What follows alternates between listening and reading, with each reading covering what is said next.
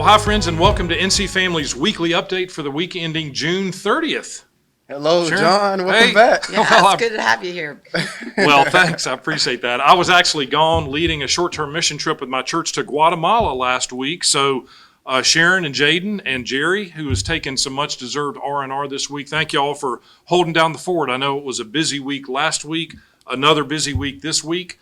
So we're just going to jump right in. I know last week y'all reported on some amendments that the state Senate initiated on Senate Bill 20, the major pro-life bill that was passed by the General Assembly last month. These modifications are aimed at addressing several issues that are raised in a lawsuit that has been filed by Planned Parenthood and other abortion activists who are seeking to strike down that major pro-life bill, Senate Bill 20. Well, this week, those amendments and a few other amendments actually offered by some Democrats were approved by the General Assembly in a separate bill with broad bipartisan support, and the governor actually signed that bill into law yesterday. This action comes just one day before a federal district court judge is scheduled to respond to Planned Parenthood's lawsuit, which is seeking a preliminary injunction to stop Senate Bill 20 from going into effect tomorrow, July 1st. So we're anticipating that this federal district court judge is going to issue an opinion in this case today, right, Jaden? That's right. Yeah, there was actually a hearing this past Wednesday, and unsurprisingly, Attorney General Josh Stein did not, defend SB 20, but thankfully, the legislative leaders intervened into the lawsuit, and their attorneys helped to represent and defend the law. And a big part of the hearing on Wednesday was whether or not some of those revisions to SB 20 would actually resolve parts of the lawsuit. But nonetheless, the judge has said that whatever happens, she's not going to enjoin the whole law, which that is a great thing. To God be the glory for that. Right. But it remains to be seen, what the outcome of the case will be, and we'll see that later today, hopefully. Yeah, so keep your eyes and ears open on your email inbox, because we'll be putting out information as soon as we learn what the judge determines in this particular case, this challenge against North Carolina Senate Bill 20. That's right. That's right. Thanks, Jordan. Also this week, the General Assembly gave final approval to Senate Bill 49, the Parents' Bill of Rights. This bill passed the House Rules Committee on Wednesday. We had the opportunity to testify in favor of the bill. And then that same day, later in the day, the bill passed the full House. As we've discussed before, this bill will codify and clarify that parents have a fundamental right to know and consent to what their children are being taught in public schools, That's right. as well as the health care that they receive from healthcare providers. Absolutely. So we hope that the governor will sign Senate Bill 49 into law, but the expectation is that he's going to veto the bill, and that bill will have to come back to the General Assembly for override vote. So time is yet to tell what happens on that, but we were really pleased to see the General Assembly take decisive action pass the Parents' Bill of Rights. Additionally, House Bill 808 addresses several issues surrounding, quote, gender treatments. That bill also passed the General Assembly this week. Jerry testified in favor of that bill in the Senate Rules Committee on Monday, and then the bill passed the full Senate on Tuesday. The House then voted on Wednesday to accept the changes to the bill, concurrence vote that were made in the Senate, and House Bill 808 has been sent to the governor for his signature or veto. Again, we encourage the governor to sign this bill into law, but the expectation, similar to the Parents' Bill of Rights, is that he's likely to veto that bill, and it'll have to come back to the General Assembly as well. Sharon, refresh our memory a little bit about what House Bill 808 actually does. Yeah, there's been a lot of gender stuff going on over at the General Assembly this year. Just to help everybody keep it straight, House Bill 808 has three main components to it. The first being the prevention of administration of puberty blockers, cross-sex hormones, and surgeries on minors. So that's the first part. The second provision is that it provides conscience protections for healthcare providers who do not want to participate in this.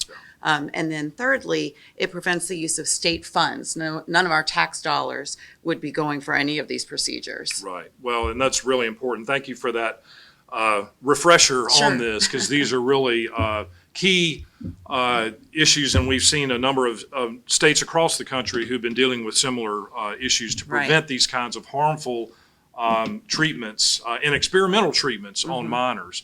So, Sharon, I know that on Wednesday, both the Parents' Bill of Rights and this bill dealing with gender transition treatment, so-called treatments, were kind of debated at the same time. And some of the opponents of these bills raised the issue, saying, hey, on one hand, you're saying that parents have a right to care, custody, and control of their children, but on the other hand, you're saying with this House Bill 808 that parents can't consent to these types of treatments on their children. So Right. what's going on with that? It was very strange because it was all happening the same week, and you have opponents and proponents kind of arguing both sides of that. Yeah, yeah. But with this in particular, when we're talking about House Bill 808 and trying to protect minors, while parents do have the right to know what's going on with their kids, we agree with that, their rights end when there is harm to a child. And so in our view, and in the view of the House and Senate this week, the actions that take place with these procedures, the surgeries, the cross-sex hormones, can cause sterility and maim their children for life. And so at that point, we would say you no longer have your rights as a parent if you're going to allow these kinds of things to be performed on your children. Yeah. So the evidence of harm to children through right. these treatments that cause irreversible damage to bodies, Right. that are experimental, that remove perfectly healthy body parts. Right. And cause sterility, those types of things, that's where the line needs to be drawn. And we don't That's even right. really have long-term studies on what happens. I mean, Right. that's the other thing. The parents are pushing for this. They don't even know what would happen. Yeah. We don't have any information on that yet. Well, in a number of countries around the globe that have had these kinds of so-called treatments in place for a long time are now backing off because they see the definitely harm are, yes. that's coming out. And we also see individuals who have taken part in these types of procedures and treatments who are now backing away and saying, hey, Detransitioning, detransitioners who have said these things have been really harmful to me, not only from a health standpoint, but from a mental health standpoint Correct. as well. Yeah. Yeah. So, And another important thing on this is the Cadell v. Falwell case that's currently ongoing, which will determine whether or not these procedures will be paid for in the through state health plan. Yes, Yes. yeah, that's a good point. So still a lot going on in this arena. Yeah. Thanks for that clarification. But again, these bills have passed the General Assembly. Yeah. It's they're sitting on the governor's desk right now. So we're prayerful that he will sign those into law. If not, however, we're certainly prayerful that the General Assembly will muster the votes in both the House and the Senate to override the governor's veto. So in other news, a bill that would legalize marijuana for quote unquote medical purposes in North Carolina remains bottled up in the House. But there was a really interesting development on this bill this week. As you may recall, the bill passed the state Senate on the 1st of March, but has been sitting idle in the House because the House leadership has decided not to move it yet because a majority of members in the House Republican caucus opposed the bill. So what happened this week is that the primary Senate sponsor of the bill, Senator Bill Rabin, attempted a new tactic to try to shake the bill loose in the House. On the Senate floor this past Wednesday, he offered an amendment on a completely unrelated bill dealing with the practice of physician assistants in North Carolina. This amendment essentially said that House Bill 75, the physician assistant bill, which was unanimously supported by the House and has very broad support in the Senate, cannot go into effect unless Senate Bill 3, the medical marijuana bill, is enacted into law. Right. So simply put, this is an effort to hold a very popular and completely unrelated bill hostage to try to force action and passage of Senate Bill 3, the medical marijuana bill.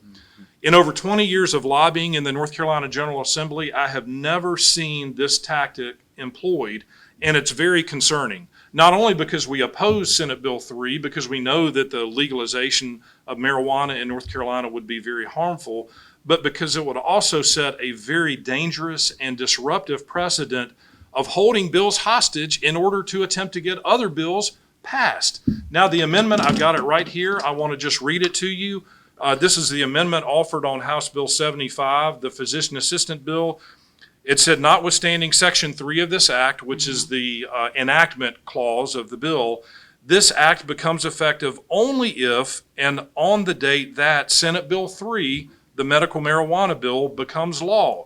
If Senate Bill 3 does not become law, this act, the physician assistant bill, shall be void and of no effect. So again, a very overt attempt to hijack or hold hostage a completely unrelated bill in an attempt to get the House to act and pass the medical marijuana bill. And in fact, John, I noticed that there was members in the House, or at least one member, that really did not, appreciate this, and may or may not be pulling their support for the bill. Yeah, well, that's true. We heard clearly a lot of controversy in the Senate when this amendment was offered, and some members in the Senate were very upset because procedurally this is just, a completely different tactic, as I've said, from what we've seen.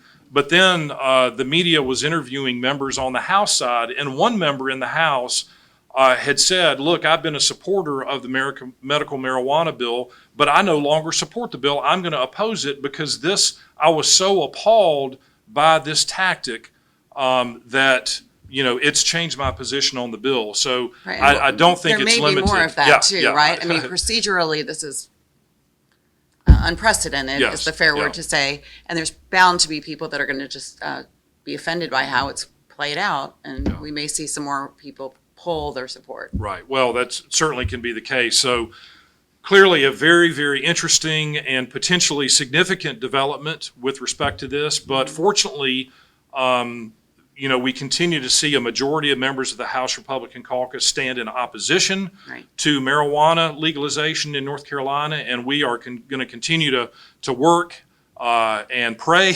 that will remain the case for the remainder of this legislative session. Friends, I do want to just say thank you so much on all of these issues, for reaching out and calling and emailing your legislators. It is making a huge difference. There, of course, will be links, as always, under this video where you can link to our Action Center and continue to contact your lawmakers about these important issues. Finally, this morning, the United States Supreme Court issued an opinion in the 303 Creative case, which is a huge victory for free speech and religious liberty in our country. Jaden, tell us a little bit about this. Yeah, John. So I will just say I have been refreshing the Supreme Court's opinion page, waiting for this opinion because this is a monumental opinion. And in fact, the court today ruled 6-3 in favor of website designer Lorie Smith, saying that Colorado's actions trying to compel her to design a website for a same-sex couple, in objection to her religious beliefs, was unconstitutional. It violated her First Amendment rights. So this is a very good landmark decision that we were waiting for, and that we were happy that came down. And we will be putting out a story later today detailing some more of the language of that opinion. Yeah, this opinion just came out within the last hour before we shot this video, so That's it's right. fresh. We've been scrambling to read. I know, Jaden, I have too, to read the opinion. That's right. It really is very, very significant. We will be putting an email out a little bit later today, so again, be sure to check your email inbox for the update about that. We're so grateful for our friends at Alliance Defending Freedom, That's right. the attorneys that represented Ms. Smith in this case. Absolutely. A huge victory, so we can all go into the Independence Day weekend just praising God for this. Absolutely. And speaking of that, because next Tuesday is July 4th and we're celebrating our nation's independence, we hope that you and your family have a great Independence Day weekend. And next week, the General Assembly is actually going to be off next week because of the July 4th and Independence Day celebrations. But we will be monitoring and reporting on other activities like the Supreme Court opinions and things of that nature. So stay tuned for those updates. Have a wonderful Independence Day, and we just pray God's blessing over you and your family. Thanks so much. Thanks, y'all. Have a good weekend.